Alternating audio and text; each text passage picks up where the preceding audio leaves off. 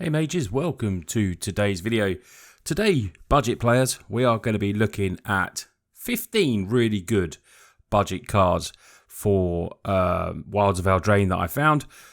These cards, you have to, when you're playing budget decks and you're a free-to-play player, you have to look for some power in some common and uncommon cards, because a lot of the time, you can't always craft the rares. We know how hard it is to grind for those rares, the mythics, everything like that. So we have to look for synergistic cards and cards that are going to, put in some power for us. So these 15 cards I felt are really good. Now, if you find any that aren't on the list, I'd love to see, your thoughts on some cards that you think maybe you've played with already, because obviously it's now dropped on Arena as of, I think it was, when was it? Tuesday. I'm not sure when this video is going out. But yeah, we're going to have to, have a lot of fun with Wilds of Eldraine. Lots of budget decks coming. I will try and put together some zero rare decks as well. And I'm already working on a fairies deck. So I know fairies is going to be very, prevalent in the meta, I think, at the start, definitely. We'll see how good it is. I'm working on a budget version, and I'm going to do like an upgraded version as well. So that's maybe a new type of video. So let me know if you, sort of excited for that sort of video as well. I'm going to do it all in one, like a budget version, maybe a couple of games, and then, an upgraded version in the same video, and then a couple of games with that as well. So yeah, let me know what your thoughts on that, because that's an idea that I'm thinking of putting together. But without further ado, we're going to go and look at these cards. Now, if you want to get any of these cards in paper, just quick mention for my sponsors, Cardmarket. If you're in Europe, they're the largest in the world marketplace for buying and selling cards. Please check out the link below. Clicking on it just supports me, and getting the clicks up really helps. And if you want to go that extra further, you love the budget content and you want to support me further, there is a Patreon from as low as $1 a month. You can just go in there, and it really does all help, because you don't earn any money from the ads, as I'm sure you are well known, as everyone tells you. But yeah, we're going to look at these cards now. So let's take a look at my 15 top best budget cards from Wilds of Eldraine. So the first one we're going to look at is a Tough Cookie. Now, a very apt name, Tough Cookie. Very thematic with the set. As you can see, the gingerbread man there. It's a 2/2 for 2. And like I said, with these budget cards, they're all commons and uncommons. We're looking for value and, decks that they could be good in as well. Now, Tough Cookie enters the battlefield, creates a food token, maybe looking at some kind of life gain food token type of deck, and it has other stuff that you can do. So the value in this is, well, that target non-creature artifact you control becomes a 4/4 artifact creature into end of turn for 3 mana. So if you can fill this with some really good non-artifact creatures, which there are a few, you'll see some in a minute as well, I feel like this could be a really good card for the deck. It also has 2, sacrifice a Tough Cookie and you gain 3 life. So any type of life gain deck for 2 mana, this little artifact creature on maybe a green artifact, or maybe, red-green artifact themed deck, I think would be great in there as a 2-drop straight away. Now, talking of artifacts, Candy Trail for 1 mana. I'm going to be trying this out in control decks. Maybe, maybe not just a budget control deck. Like I said, this will work well in the Tough Cookie type of deck. Does a lot for 1 mana. This common enters the battlefield, scries 2, then you can pay 2, sacrifice Candy Trail, gain 3 life, and draw a card. Now, for decks that like to play control, if we get this into maybe even just a budget type of deck, I feel this is just like complete value for 1 mana. Scry 2 is really good, helps you find what you need, and then you can pay the 2, sacrifice it, gain a bit of life from those aggro decks that will be hitting you down, and draw a card as well. So it's going to help you potentially draw something good. Scrying, it just seems like Candy Trail is just a really, really good common, and definitely one of my favourites from the set. Now, the next card is Up the Beanstalk. This is a 2 mana enchantment. This is being talked about in other formats. I think, obviously in Commander, I think it's going to be good. When Up the Beanstalk enters the battlefield, and whenever you cast a spell with mana 5 or greater, you draw a card. So for 2 mana green straight away, you're going to be drawing a card. Big green stompy decks, anything with mana 5 or greater, this is going to be really good in there. Getting it down early to draw a card is still good for the 2 mana for green. And then every time you play a spell, and it doesn't have to be a creature, it's just a spell, you get to draw a card, which I feel like this is really good value. And this is one that I'm going to see in paper, I think will go up in price a little bit for the fall versions and stuff like that. I've already seen, it's a lot higher than some of the other uncommons. And I feel like, in other formats, this is going to be good, so it's going to keep a price up in paper. But for Arena, we're going to be building like a green stompy deck. But anything that mixes green in here that's going to play big spells, this card is going to be really, really good. We then go on to another artifact, Collector's Vault. 2 mana, pay 2, draw a card, discard a card, create a treasure token. So get into any type of artifact themed deck. This is going to give you an extra token as well to maybe, ramp into something else. You also get to draw a card, discard a card. So potentially it can be good in a, a graveyard themed deck as well. Collector's Vault for 2 mana is very good for, finding what you need, getting a bit of card draw, and then getting a bonus treasure token as well. Just seems really, really good. Next card is the Witch's Vanity. So this little saga, 2 mana, destroy target creature an opponent controls with mana value 2 or less. We've had cards like this in the past that did the same sort of things for that first lore counter, but I think it destroyed. I can't remember the name of the card. I forgot it again. I did it in the previous video. I can't remember, and but I think that was power 2 or less. So this is mana 2 or less. So you can get this down turn 2, and you're maybe going to get hold of a Monstrous Swiss Spear, Felden, anything like in the mono red decks, Jukai in the enchantment decks. It's going to hit a lot of good creatures. General Visitor. Then you get to create a food token, so gain a bit of life, and then you create a Wicked Roll token attached to a target creature you control. So for 2 mana, I think this saga is pretty good, destroying, gaining life, and then creating a Wicked token as well. Like I said, we look for value, we look for cards that are going to do a fair bit for us, and I think this is a really good budget card. Then we go to Frolicking Familiar.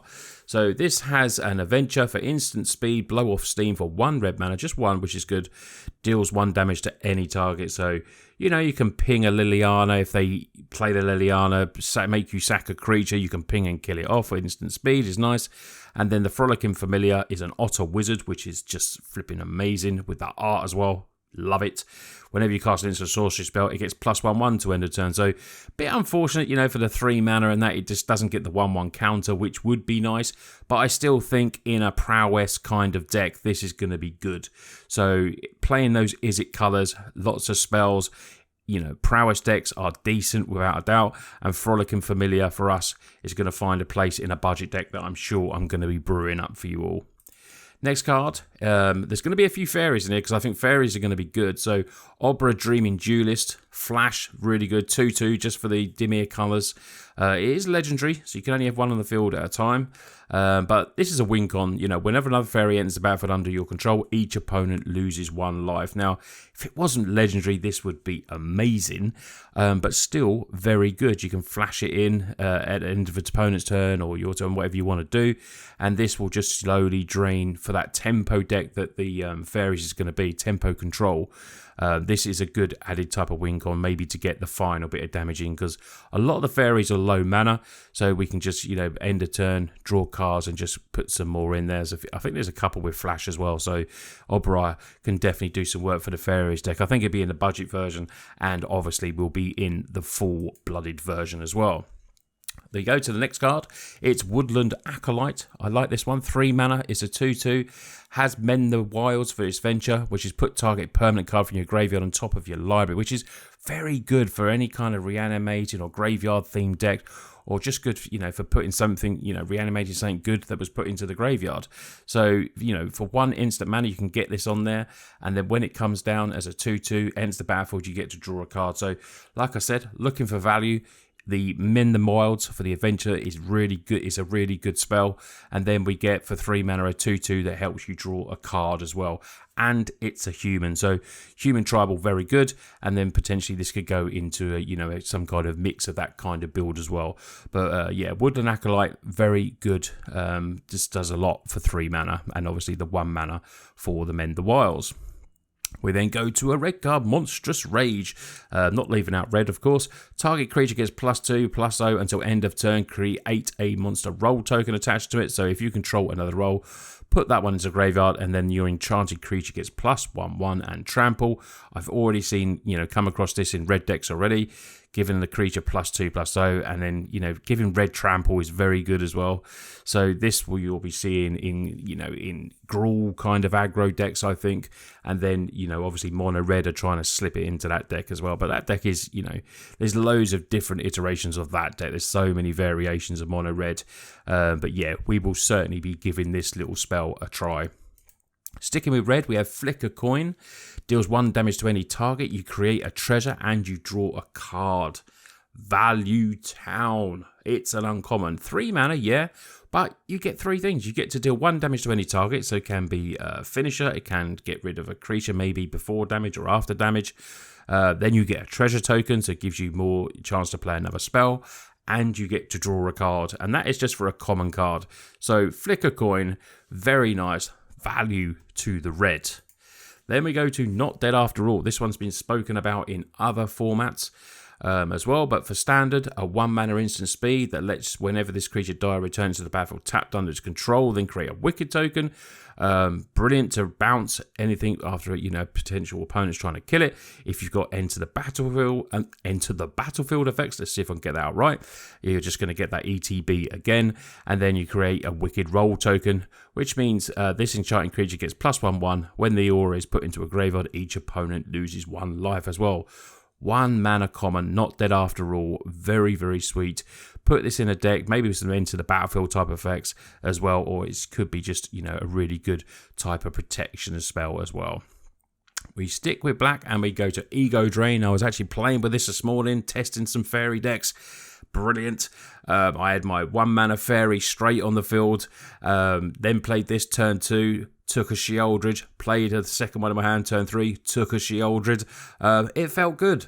So yeah, at the moment, I'm absolutely loving this card. So you choose an on-land, come with it, that player discards that card. If you don't control a fairy, you have to exile a card from your land, from your hand. So if you've got maybe multiple lands, you can still play this turn 1 if you like sorcery speed. But yeah, I like this type of Thought Seize effect, and yeah, it's really good in the fairies deck without a doubt.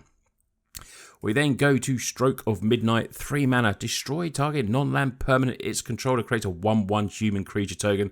You're not going to mind that now. It's a non-land permanent. So yeah, get rid of Shelly, get rid of anything that's massive, and you give them a little 1/1. 3 mana, uncommon, very good. It's going to be seen play in other sorts of formats as well. I think, I'm talking about Commander. It's just a really good budget card. So, for us budget players, this could even just stick into anything else like white. We have 2 mana cards that give opponents drawing cards and stuff like that. But I think this is nice. 1/1 human is potentially going to take a time to beat you down, but if it's getting rid of Shelly or something like that, that is a very, very good swap. And by Shelly, I mean Sheoldred. I always call it Shelly. Sheoldred the Apocalypse, which is the bane of standard. It's just really, really good. We then get on to the last 2 cards. Couple of blue cards. Spell Stutter. Counter target spell unless it's controlled page 2, plus an additional 1 for each fairy control. For fairies, if fairies are going to be a thing, this is going to be a staple. Really good card. Now, the counter target spell on control page 2 is good. We got obviously a card like that already. But then if you're playing fairies, +1/1 for each fairy control potentially is just going to be a counter spell, especially very early on. If you've got a couple of fairies down, it's just a really good card coming in to help the fairies. And the last card was a really cool reprint that I wanted to mention. Sleight of Hand. Play this in other formats. It's in standard again. Look at the top 2 cards of your library. Put one of them into your hand and the other in the bottom of your library. Siphon in through your deck. It's what blue players love to do. I could not mention this card. I love it. Sorcery speed, though, still very good. It's just 1 mana, and it helps you sort the deck and find what you need. So it'd be interesting to see if Mono Blue puts this into the deck.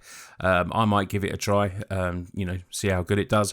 Look at the top 2 cards of your library, put one in your hand and the other in the bottom of your library, like I said. So helps you find what you need, and that is generally what, if you're playing Mono Blue, you need to do, because although Mono Blue is very good, you're at a slight disadvantage sometimes without the removal. It's all bounce and counters and everything like that, but Sleight of Hand can certainly help you out. So there was 15 cards that I think would be really good for us budget players.